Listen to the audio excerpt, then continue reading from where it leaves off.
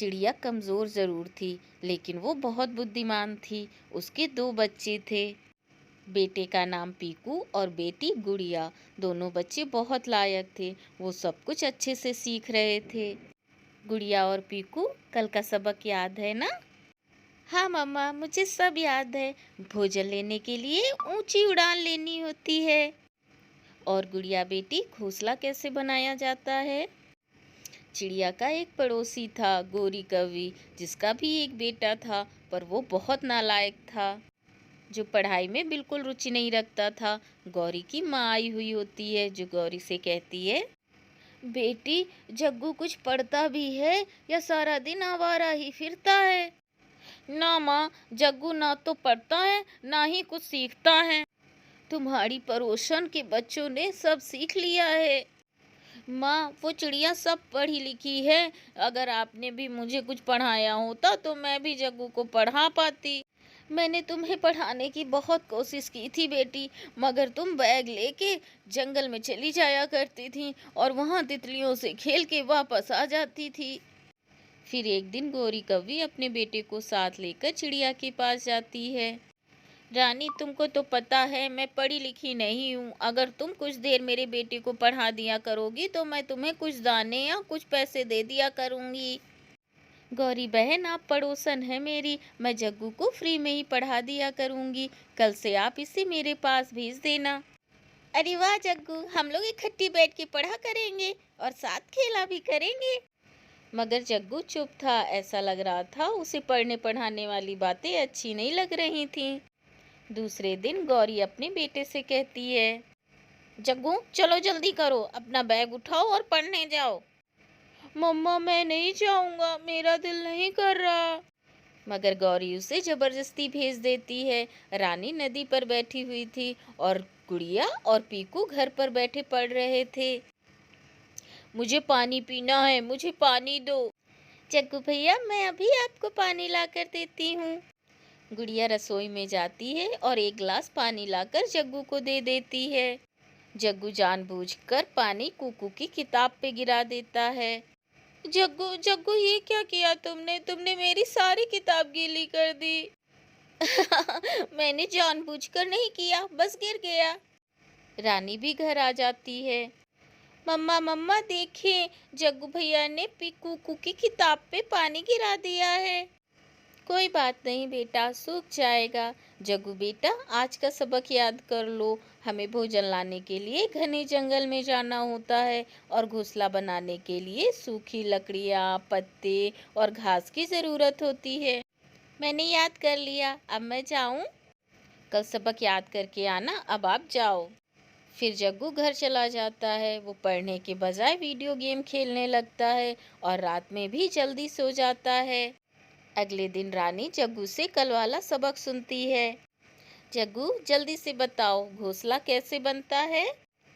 Teacher जी, पहले कबूतर uncle की लकड़ियाँ चोरी करते हैं और फिर तोते अंकल की पत्ते।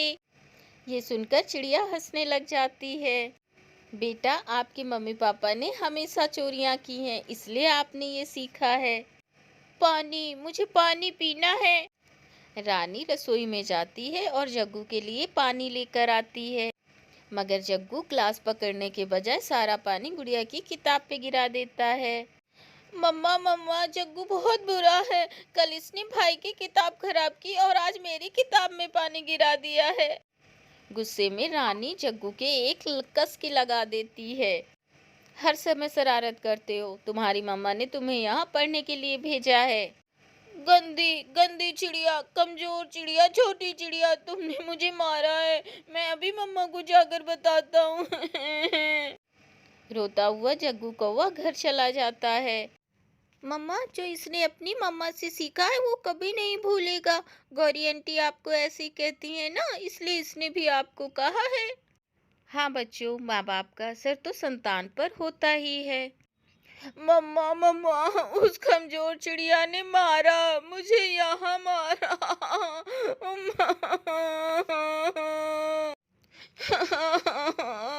क्या? उस कमजोर चिड़िया ने तुम्हें मारा? चार अक्षर क्या पढ़ गई वो चिड़िया? अपने आप को क्या समझती है?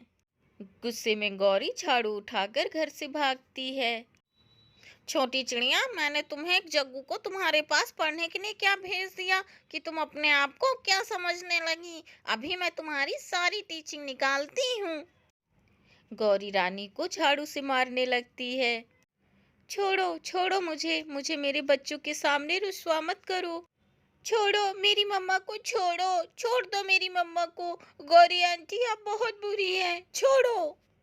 गौरी चिड़िया को मार के वहां से चली जाती है। कोई जरूरत नहीं है उस रानी के पास जाने की। जग्गू बेटा, तुम समय के साथ सब सीख जाओगे। फिर क्या था, फिर जग्गू सारा सारा दिन आवारा घूमा करता था। एक दिन जग्गू आवारा सा घूम रहा था कि उसे एक आवारा दोस्त उल्लू मिल जाता है। दोस्त, कहाँ जा रहे हो? मैं आज घोंसला चोरी करने सीखने जा रहा हूँ। अच्छा, मैं भी सीखूंगा। फिर तो तुम मेरे पक्के दोस्त हो। चलो मेरे साथ, मैं तुम्हें बताता हूँ कि घोंसला कैसे चुराते हैं। फिर जग्गू और उसका उल्लू दोस्त एक पेड़ पर जाते हैं। बुलबुल नदी पर गई हुई थी और उसका घोंसला खाली था। इधर उधर देखो और उठा लाओ वो घोंसला। जग्गू ऐसा ही करता है। वो दोनों घोंसला उठाकर वहां से भाग जाते हैं। ये घोंसला तुम ले जाओ, मेरे लिए हम कल कोई और घोंसला चुरा लेंगे। जग्गू खुशी खुशी वो घोंसला लेकर घर चला जाता है। मम्मा मम्मा देखो, मैंने घोंसला बनाना सीख लिया है। बेटा, ये घोंसला कहाँ से लिया तुमने? मम्मा, सीखने की क्या जरूरत है, जब हम किसी का घोंसला चुरा सकते हो, जब बस चोरी करनी आती हो। वाह, मेरे बेटे ने तो कई दिनों का काम एक ही दिन में कर लिया। मम्मा, अब कल मैं भोजन की खोज सीखूंगा। शाबाश मेरे बेटे, जो चीज चोरी करके मिल जाए उसे मेहनत करके क्या जरूरत है। सही कहा तुमने।